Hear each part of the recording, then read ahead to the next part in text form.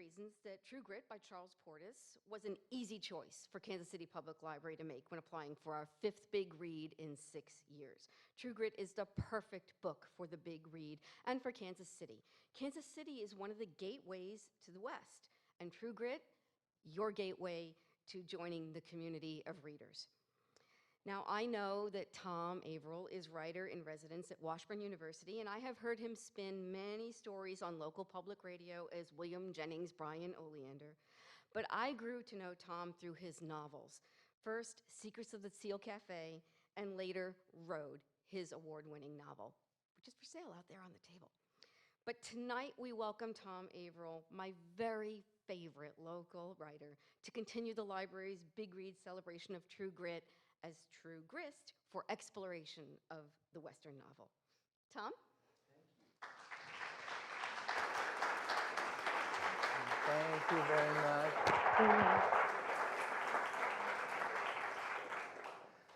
I got to agree with Crosby. She's a fine little lady, isn't she? Saying those nice things about me. It's a pleasure to be here tonight and to visit with you. I'm going to talk for a little while just about the Western as a genre, and I may tell you things you already know, but I do want to set the context for what we're talking about when we talk about True Grit, and then make some observations about True Grit, and then I hope we'll have lots of time for discussion.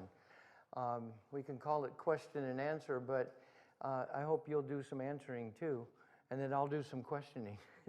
So I think those of us who are of a certain age who really grew up with Westerns, you know, we know these kind of Westerns and these kind of scenes by heart. You know, you've got two men facing each other on an empty street, paces apart, each waiting for the other to say, draw. And the bad guy's going to lie in a pool of blood, and the good guy's going to blow on his gun up. Or there's a runaway wagon that threatens its innocent passengers until a lone man on a horse gallops next to the team of panicked horses, jumps from his own horse onto the galloping runaways. He subdues the wagon. He will be rewarded with thanks, but he'll just tip his hat and ride away. Or there'll be an outlaw covering his bank-robbing ilk, and he's standing on a rooftop, and he's spotted and shot, and he rolls off. He tumbles to the wooden sidewalk below. Another bad guy brought to very quick justice. Or you've got these two romantic outlaws find themselves run to ground on the edge of a cliff. And I'm not talking about Thelma and Louise. But that's a Western too. So they jump to their deaths, or maybe to a river on which they float to freedom. Or a tracker sees a footprint, or a stalk of disturbed grass, or a bent leaf, or he smells blood leaking from a villain's arm where he was winged. He went that way, he says. So whether you grew up with this, people heading them off at the pass, or making a sprint for a better angle for gunplay, or changing ponies midair in hot pursuit, or whether taking away the gun of a drunken cowboy who is shooting up the saloon, or whether bringing outlaws to justice, or rescuing women and children, the Western hero stalks our novels, our television sets, and our cinema, and our art, and even influences contemporary stories with the same kind of elements of the genre. I had the pleasure of writing a Western with my last novel, Road, which Katie mentioned. It's really fun as a writer to work in this territory, kind of negotiating all of those myths and cliches and history and lore of the American West. My novel was lucky enough to win the Outstanding Western Novel of 2011 as part of the Western Heritage Awards, which are presented each year at the National Cowboy and Western Heritage Museum in Oklahoma City. Went down there, Ernest Borgnine, who starred in so many great Westerns himself, was the master of ceremonies down there. I took my 16-year-old son, who said,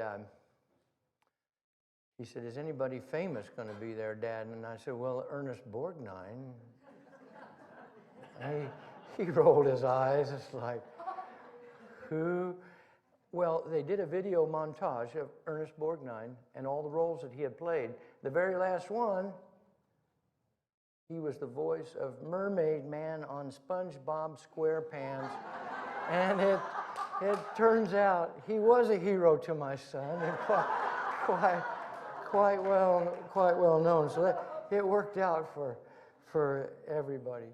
But in winning that award, I got to join some of my favorite Westerns and novelists. Thomas Berger's Little Big Man, Centennial by James Michener, Heart of the Country by Greg Matthews, writers like Barbara Kingsolver, Edward Abbey, Larry McMurtry. I'm surprised Portis isn't in that pantheon because he's just not as well known, and he's not a self-promoting man at all in the least, and so that may be why. My book was also a Spur finalist, which is given by the Western Writers of America. And my novel is based on a song called The Tennessee Stud by Jimmy Driftwood, set in the American West of 1825.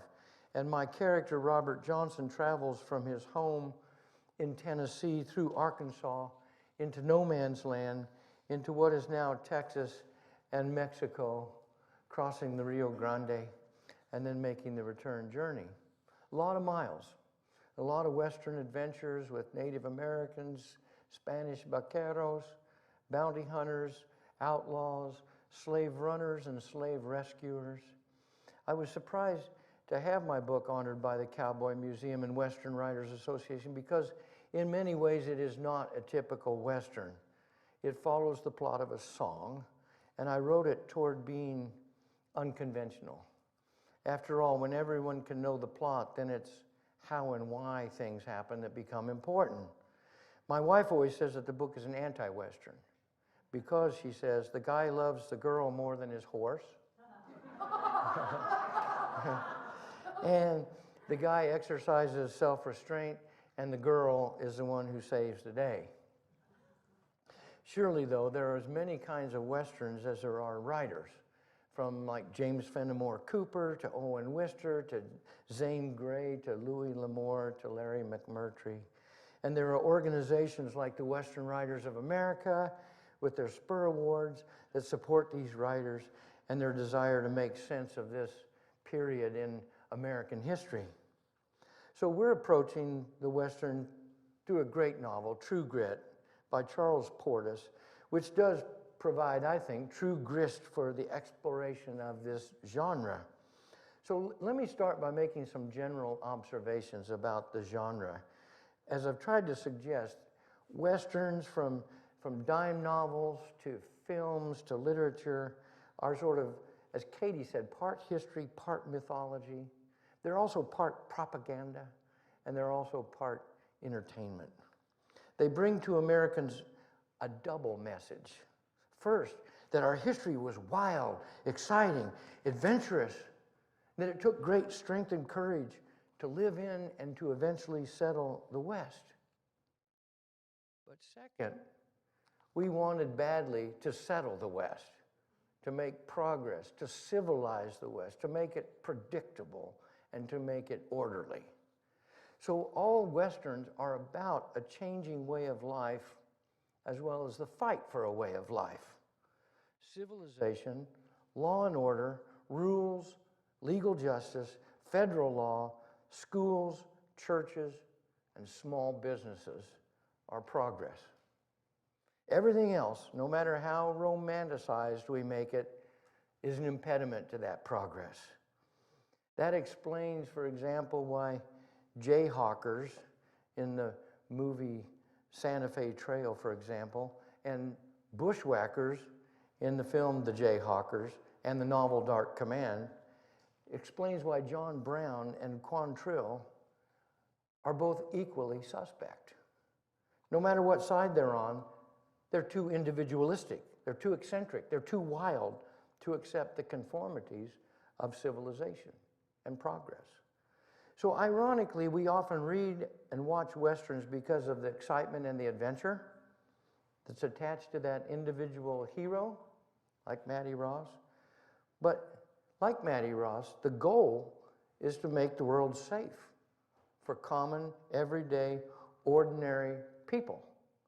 Not for people like Rooster Cogburn, but people like Mattie Ross. Well, I think of the Western as falling into 4 broad types, and I like it that all of them are Kansas types. You have the territorial Western, which really has to do with the opening of Kansas pre-Civil War, and the fact that the Civil War was fought in Kansas really before the rest of the nation. And these Westerns usually involve free state versus pro-slavery politics. You get some great discussions in True Grit, for example, between LaBeef and Rooster about what they did in the Civil War and the fact that Rooster rode with Quantrill and so on. So Quantrill is part of these Westerns. John Brown, or men like them, are at the center of these dramas, ideologue kinds of people. And that's the territorial Western. The second Western basically chronicles Indian removal, usually involving the cavalry and native peoples. After the Civil War, that final Plains Indian War was being fought with regiments out of places like Fort Riley and Fort Hays. The military generals of that day, including Custer, all spent time in Kansas. In these Westerns, the land must be made safe from marauding, nomadic Indians. More recently, in films like A Man Called Horse and Dances with Wolves, the hero doesn't get rid of Native Americans. He identifies with and adopts Native culture for its strengths. A third Western might be called rancher versus farmer or cowboy versus townsfolk. Huge cattle drives after the Civil War moved herds from Texas into places like Abilene and Dodge City, Kansas. But the railroad that took the cattle east also brought settlers who wanted to civilize the West. So the romance of the nomadic, free-spirited cowboy meets the romance of the town builder, the church builder, the school teacher, the family man, and the new agrarian way of life replaces the hard-scrabble life of the cowboy. You've all heard the phrase, on the other side of the tracks, or in Kansas, it was literally the south side of the tracks, because in every one of those towns, whether it's Abilene, Hays, Ellsworth, Wichita, or Dodge, what side of the tracks did the cattle come from? They came from the south and were loaded there. So if you were going to build a church, you wouldn't build it where it would be trampled by Texas longhorn cattle. You'd build it on the north side of town. If you've ever been to Dodge City, north side of town, these nice brick streets, lots of nice churches and schools. South side of the tracks, a totally different place. Even now, hundreds of years, not hundreds, but 150 some years later. So that's a third type. And then a fourth Western type I think is best just described as a law and order Western. The good guys versus the bad guys. Because in this Western, it's the force of law, a proper judicial system that replaces the vigilante, the criminal, the exploiter of the little people, the gang that's terrorizing decent folks. The agent who takes on the force of law in these has oftentimes been one of the criminals himself, turned toward good after falling in love or just seeing the future. You get the feeling that Rooster Cogburn knows both sides pretty well in True Grit. So these four types of Westerns contain what I would call impediments, most often character types that need to be marshaled in, need to be quashed in the name of progress. Almost always portrayed as villainous and unsympathetic, these characters might be pro-slavery people who don't believe in the Union, or Native Americans who don't believe in the settled agrarian life of Europeans and refuse to change their way of life, or criminals taking advantage of the wide open spaces to rob banks, trains, as in True Grit, or rustle cattle. Or they might be cowboys who are in some ways as nomadic as Indians. They might be fanatical free staters like John Brown who are stirring up trouble on the frontier. In fact, they might be anyone or anything else that puts the individual first, thereby creating chaos and celebrating violence for its own sake and not for the sake of law and order. Often these characters are associated with alcohol. We see that in True Grit as well. Saloons with their booze and gambling and loose women pose a threat to the establishment of the decent moral life. And of course, gun violence is the dramatic core of the Western. The guns themselves are often a central issue. Guns in the hands of drunken cowboys, Indians, fanatics, criminals are bad. Guns in the hands of the good guys, cavalry, peace officer, or the lone moral man like the Lone Ranger, or the lone moral girl like Mattie Ross, a law-abiding citizen, guns are a good thing. And finally, most Westerns are love stories, which fits their message perfectly, right?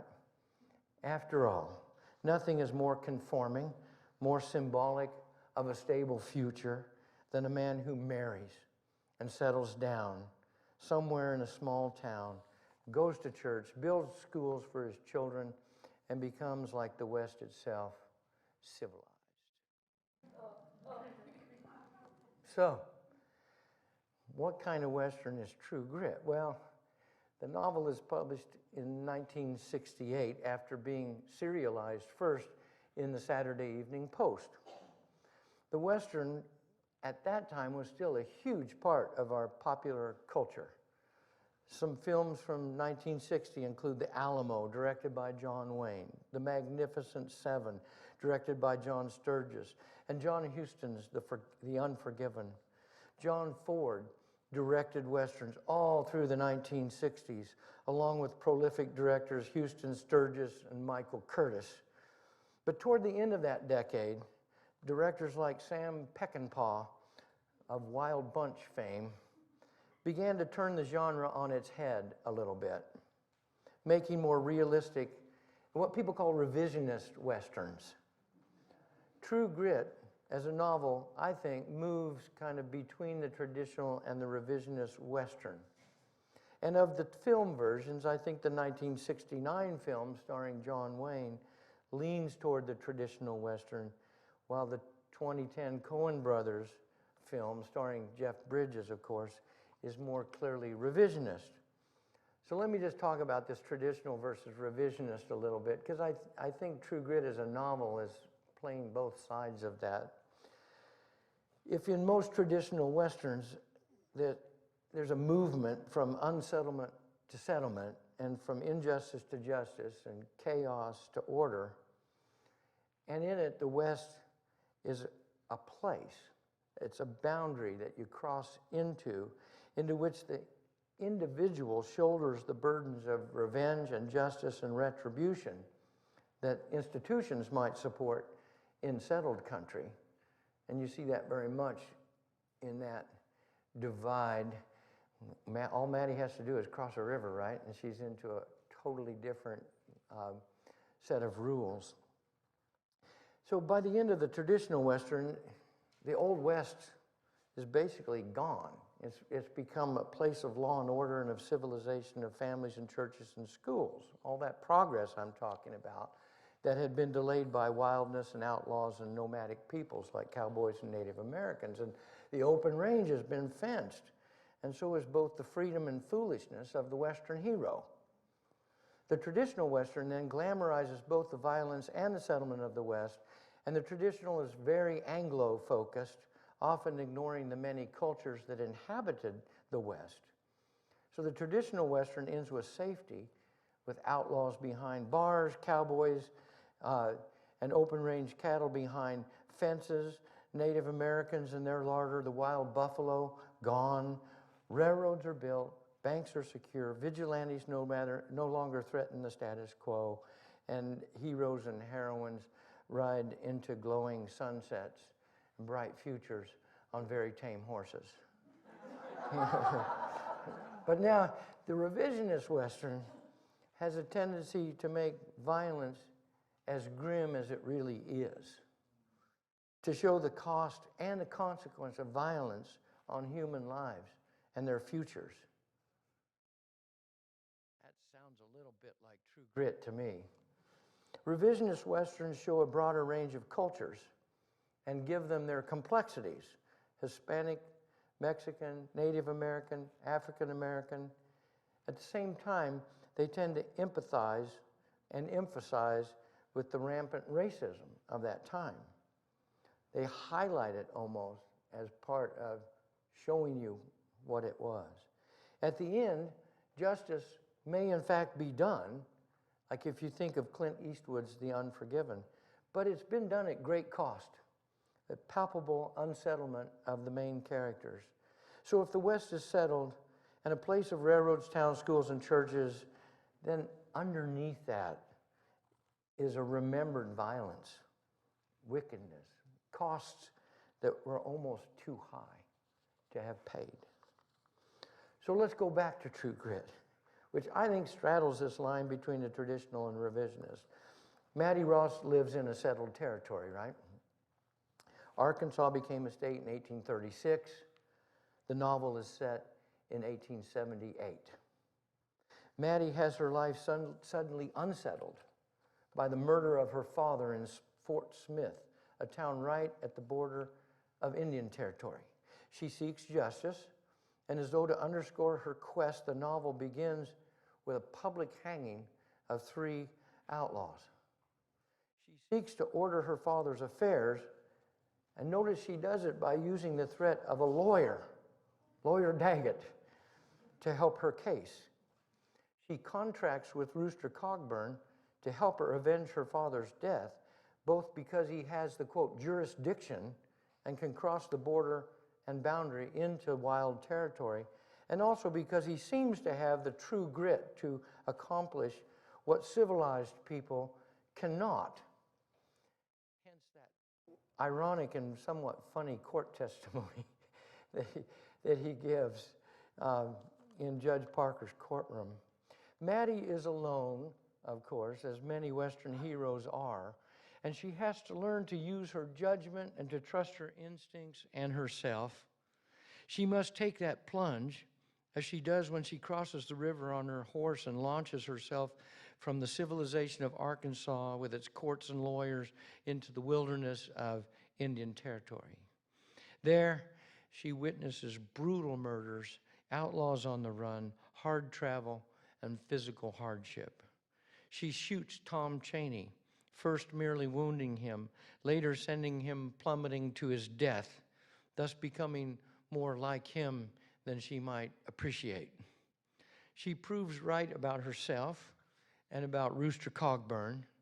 In fact, she makes Cogburn and Texas Ranger LaBeef better men, united in the end not just by reward money, but by their attempt to save Maddie's life. That sounds like a pretty traditional Western to me. On the revisionist side, in this novel, I think violence is highlighted. In the 11 days of the novel, and that's all Maddie has to give us, and of course, remember that during the last 3 days, Maddie is in a stupor recovering from her snake bite and her amputation. In those 11 days, Maddie either hears about or witnesses over 40 violent deaths. That figure doesn't count the recollection of Quantrill's raid, which would add a whole bunch more, nor the traumatic death of animals, her own horse, Blackie especially, nor the later involvement of Rooster Cogburn with the Wharton family after Otis escapes, and also his involvement with Wyoming's Johnson County War, where a half a dozen men were murdered, nor the death of Rooster himself at the end of the novel. I didn't put those into my body count, but there's still 40 of them in there. Another part of the revisionist Western is the attitude toward the West of the people who find themselves there. So traditional Western characters tend to be happy where they are. In True Grit, though, the horse trader, Stonehill, he says, "I would rather be a county road overseer in Tennessee than governor of this benighted state. There is more honor in it." And Maddie tells him to pack your traps and go back where you came from. And Stonehill claims he'd be aboard the Friday morning packet with a song of thanksgiving on my lips. Later, a more subdued Stonehill confesses that his malaria is making its annual visitation.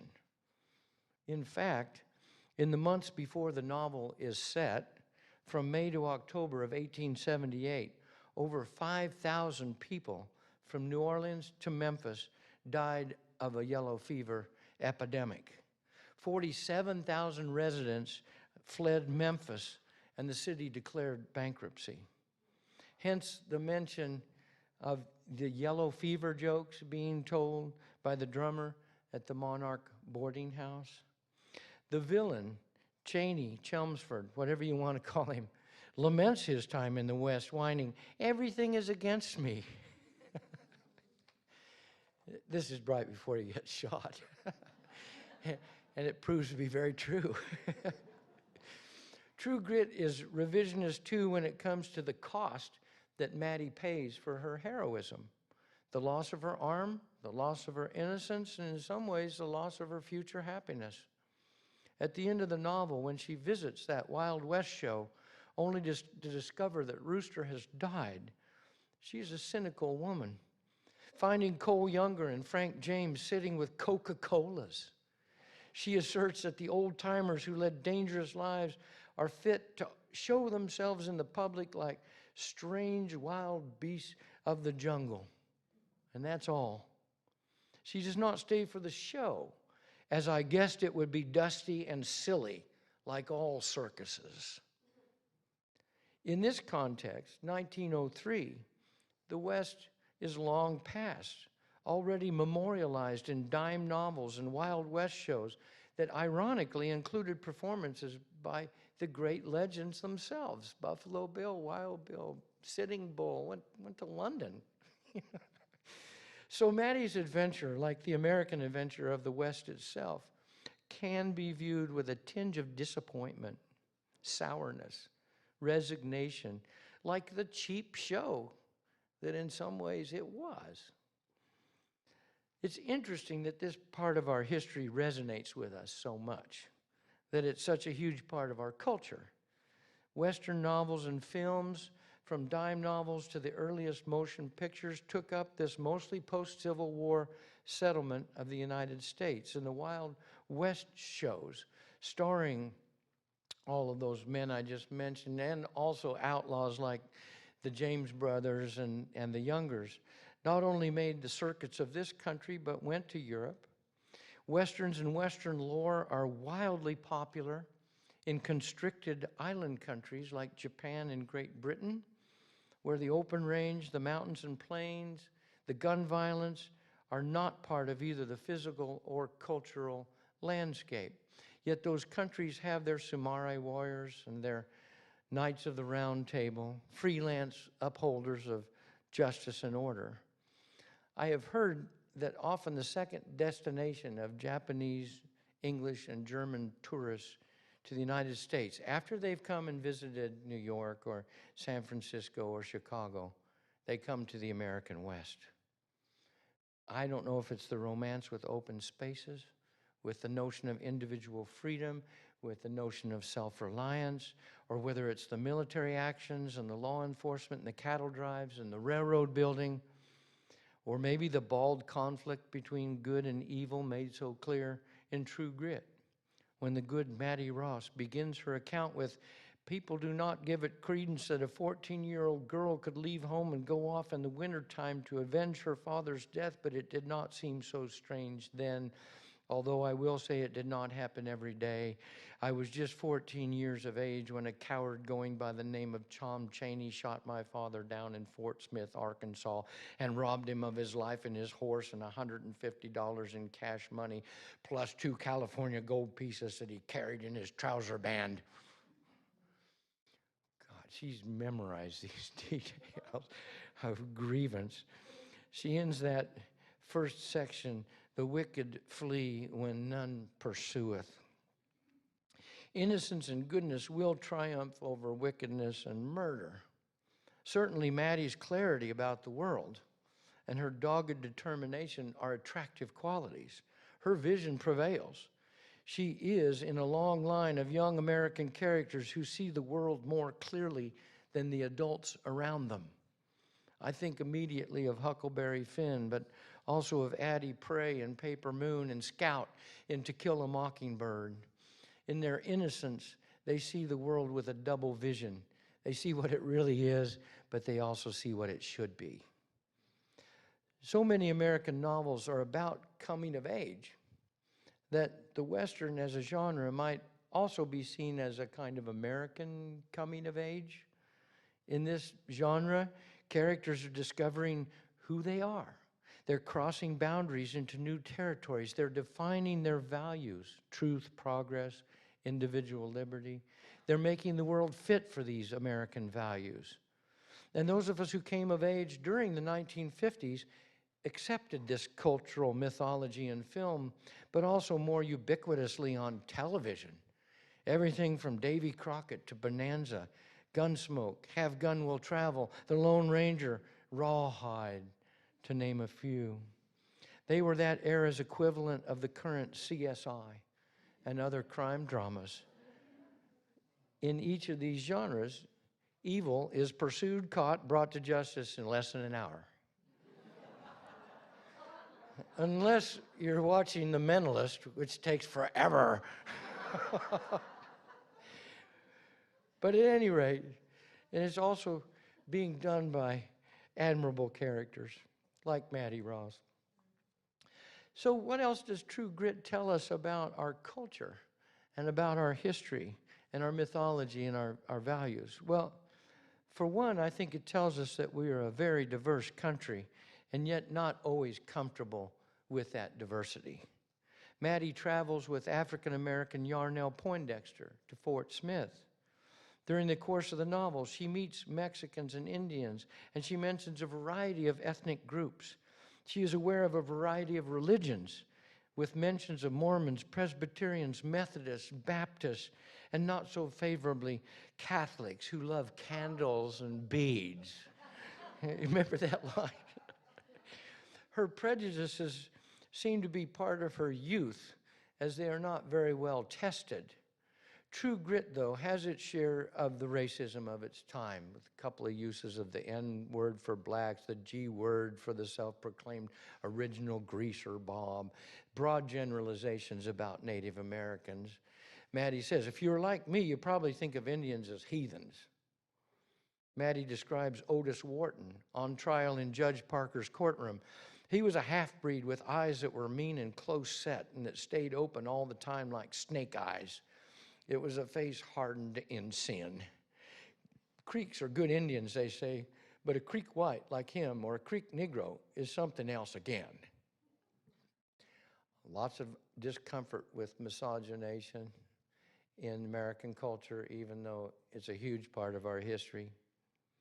And a short encounter with natives in Indian territory, she writes, I will own I was somewhat afraid of them, although they were not, as you may imagine, wild Comanches with painted faces and outlandish garb, but rather civilized Creeks and Cherokees and Choctaws from Mississippi and Alabama who had owned slaves. Well, that's a sign of civilization. And they had fought for the Confederacy, and they wore store clothes. That's progress. Neither were they sullen and grave. I thought them on the cheerful side as they nodded and spoke greetings. Now, if we take True Grit as a model, we can also see ourselves as a culture that does believe in justice, even a vengeful justice, and the swifter, the better. Mattie Ross gives a long aside about Judge Isaac C. Parker of Parker's Slaughterhouse fame. He's a real character, born in 1836, the same year Arkansas became a state.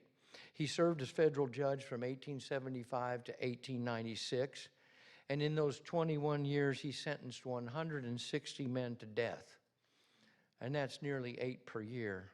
And during 14 of those years, as Maddie reports, those in his court had no right to appeal, except to the President of the United States directly. So Parker really did earn that hanging judge moniker. Ironically, Mattie Ross seeks swift retribution too. Upon hearing of the death of her father, she leaves immediately for Fort Smith. She identifies the body, freshly embalmed, is even cajoled by the Irish undertaker to kiss her father. She is more bent on revenge. Tom Cheney would pay for this. I would not rest easy until that Louisiana cur was roasting and screaming in hell.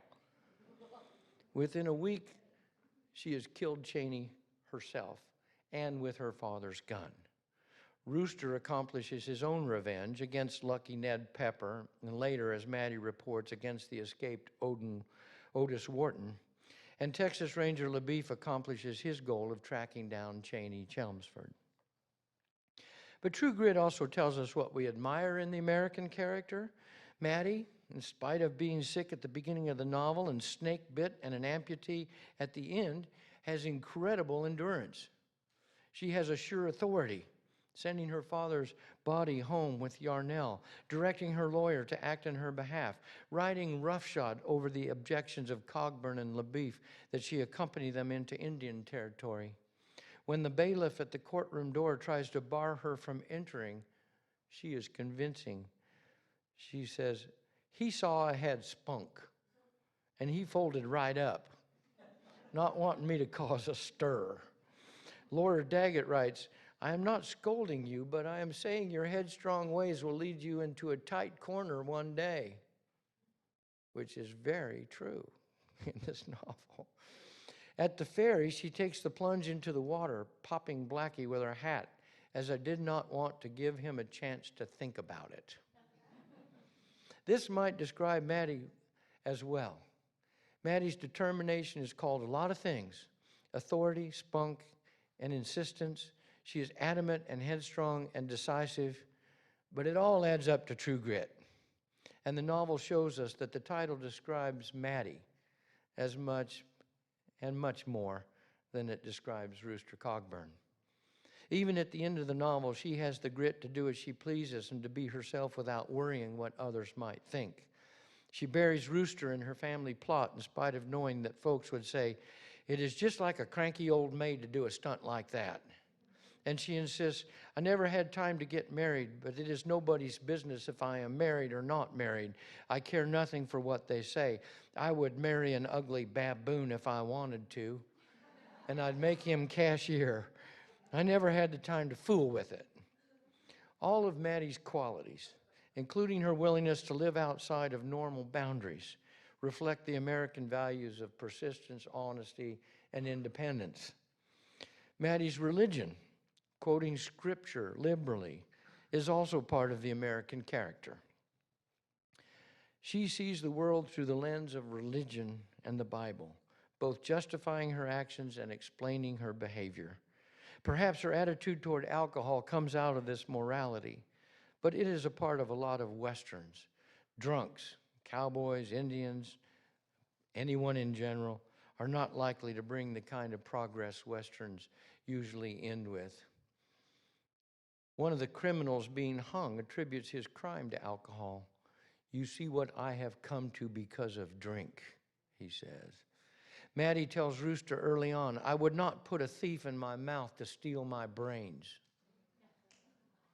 She is disgusted by Rooster's drunken displays, by his fall from his horse, by his inebriated shooting of corn dodgers to show LaBeef what a fine marksman he is, even with one eye. Ironically, though, she herself is restored by Dr. Underwood's bile activator, which, like Lydia Pinkham's herb medicine, which was laced with alcohol, and enough of a disinhibitor to women that it was also nicknamed a baby in every bottle.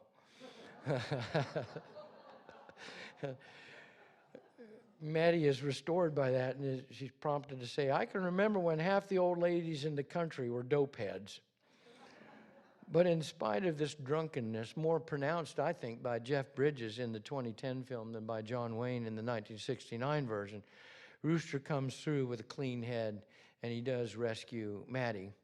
And you have to remember that this was a time post-Civil War when alcohol was not just an issue in the West, but all over the country. Maine, Kansas by 1881 would have the first completely bone-dry law. That's only 3 years after the setting of this book. So alcohol was something being discussed generally in this country in a very big way. Well, I started by saying that most Westerns are love stories. I will not say that True Grit fits this structure. But I do think there are some elements of the love story in True Grit. Maddie does court Rooster. They discover the details of each other's lives. They rescue each other. They accomplish something together. Rooster saves Maddie's life through great strength over great distances. And Maddie ends up with a lifetime commitment to Rooster that is manifested by her bringing his body back to her family plot. She certainly was not prepared for any other kind of monogamy. So loyalty, if not love, is valued in this novel and in Westerns and in the American character too. So it's not a love story, but it's a loyalty story maybe, or something.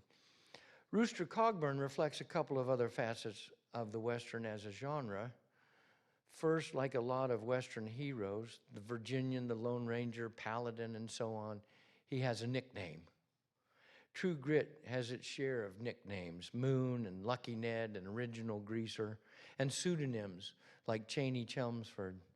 Identity in the West was something that sometimes people made up, the characters themselves, whether Billy the Kid or Wild Bill or Buffalo Bill, or it was something that was falsified so that someone might not know who a person was beyond that masked man. Identity then often comes through action rather than through title or through birth. And this does seem to be an American value. The self-made person, the notion that we can, any of us, become anything we want to. So how do we feel about True Grit when we come to the end? Like most Westerns, the narrative is charged so energetically with freedom, unsettlement, danger, individuality, and the possibility of violence. Also, like most Westerns, the novel ends with justice and safety. Given our current dilemmas with gun violence, with wars that purport to revenge our sense of injustices against us, with our continuing attitudes toward women and minorities, with our crime rate and our underclasses of impoverished and hungry people, we could say that on some levels the world and the United States has not changed much since 1878. This conflict between North and South, being debated by Cogburn and LaBeef a dozen or so years after the Civil War, are still being enacted today in our courts. State versus federal control, for example, over marriage, guns, school curricula, everything. Westerns like True Grit might be set in the past, but I believe as a reader and writer that every book is also about the present time during which it was written and published and filmed. For this reason, I think the Western will continue to help us explore both our past and our present, and perhaps will show us what we might become as we move into the 21st century. And those were my remarks. Thank you very much.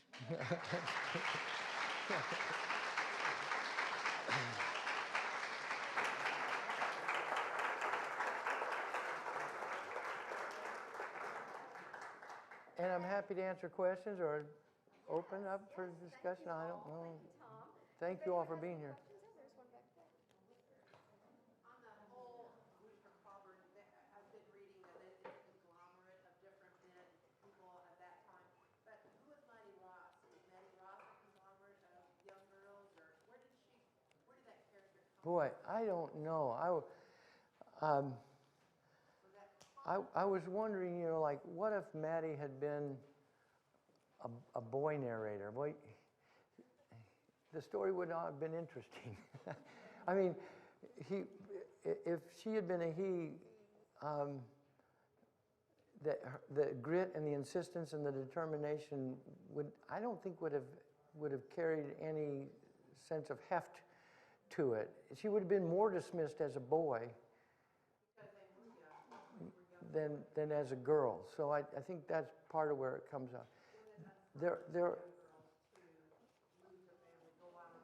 I think it was probably very uncommon, but we don't fully know the history of like women homesteaders and women on their own. Do you have a comment about that? Yeah.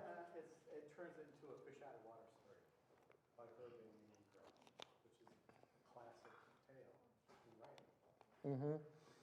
Also, the fact that Maddie is a girl and it frankly at times disgusted by both Rooster and LaBeef.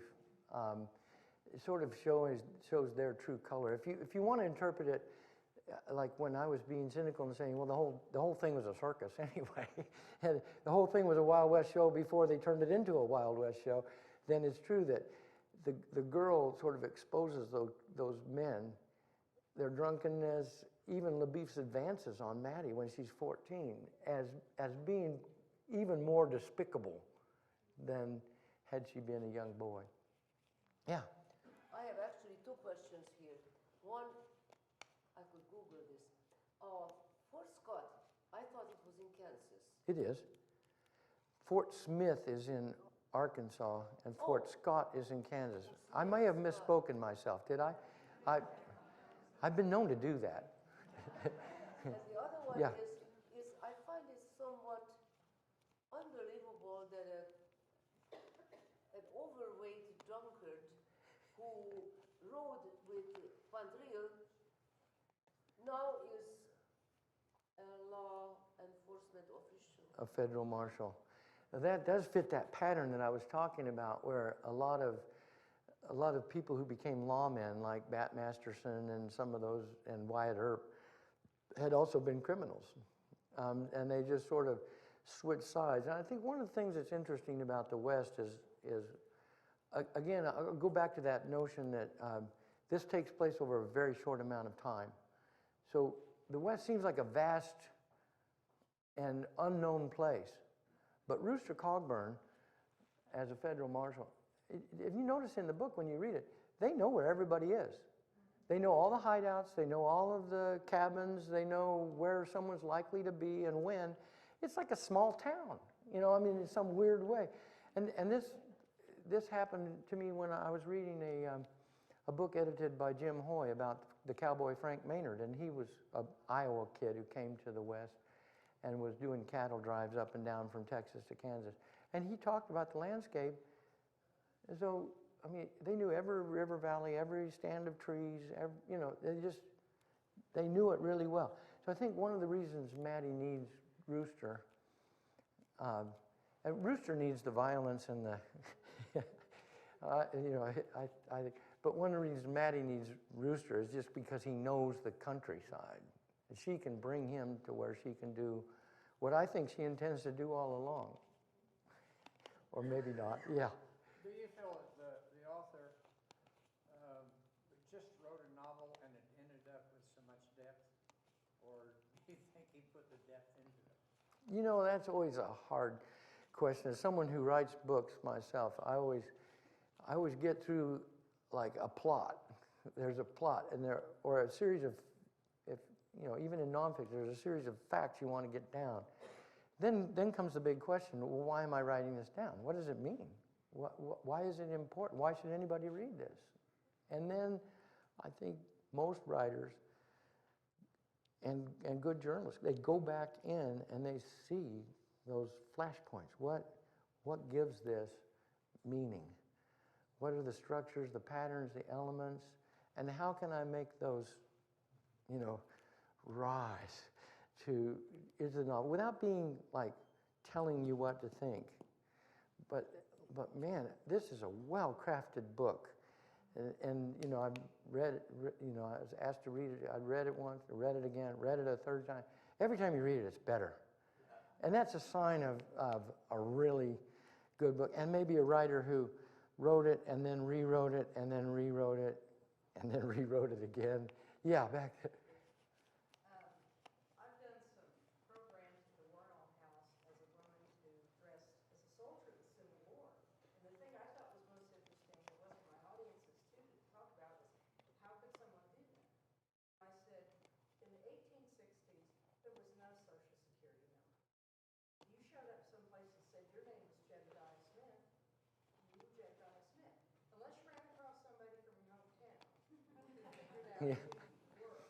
Uh-huh. And I think that would be true in Westerns as well, that if somebody showed up and said their name was Jedediah Smith.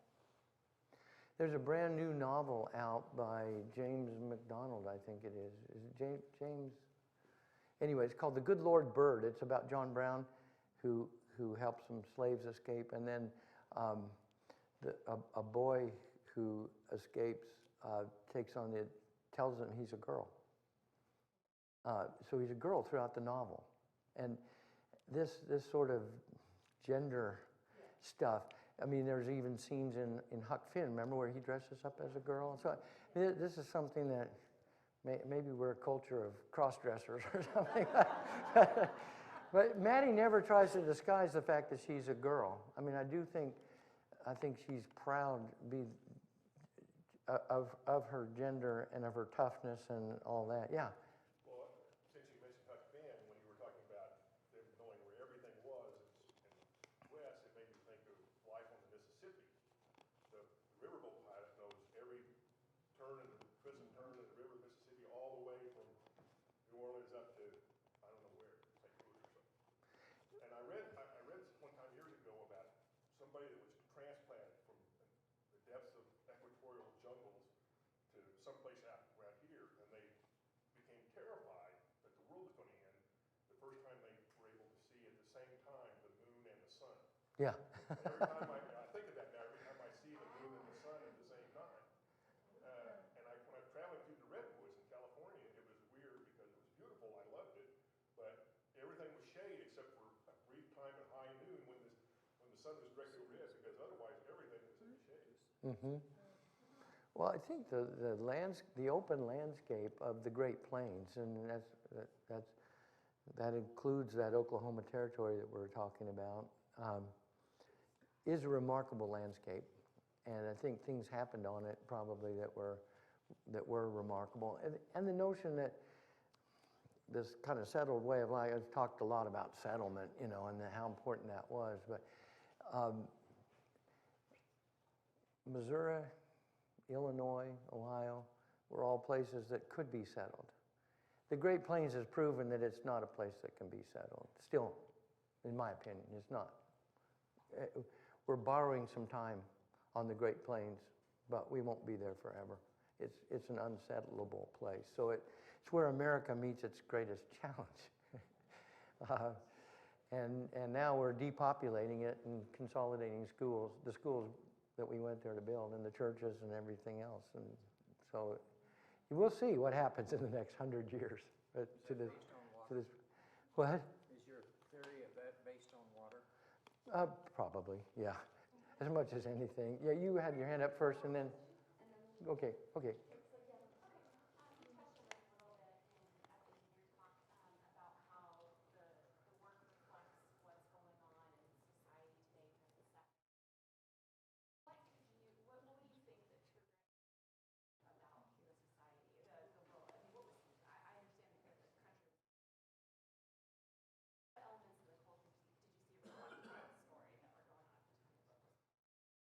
That's a very good question. I mean, I think this notion that I think the very first principle in it is that Maddie has been wronged, and that so many people, when they feel wronged, they seek vengeance, and I think most of us sympathize with Maddie, right? And this guy is a Louisiana cur who deserves to, to fry in hell or whatever, burn in hell or whatever she says. But I do think it's a revenge story in part, and a story of justice that we like. But it also makes fun of justice in its own look who's, Rooster Cogburn is our idea of a guy meting out justice, So I think it's taking on that, maybe some gender stuff. I don't know, Jeff, you got to. Yeah, I might say in regard to that his, and you talked about this a little bit earlier, having chosen a woman as his protagonist. Also mentioned the film Clint Eastwood, that what Portis may be doing there, and in the kind of slightly exaggerated, self-conscious language that he uses in putting together his dialogue. The same kind of thing that Clint Eastwood might have been doing, putting the reporter, the dime novelist, in his film, who was reporting on the wrong person. Real, Western person would have been a Clint Eastwood character, who goes totally unnoticed. It seems to me that it's kind of this big mountain that is permeable. You can't get through it except kind of around it. Big myth that had been built up. That ends with the Wild West show, which is the absolute basis of that myth. So you think in some ways True Grit is it's a very satisfying story, but it's a myth buster a little bit, and that makes it kind of a revisionist, like I was talking about the revisionist westerns that. I don't know why I couldn't say that. Yeah. Well, folks, we're going to move over to the table in the lobby. We have copies of Road for sale. Yep, But it is a marvelous book. Thank you. Please stop. Hey, thank you all very much. Yeah.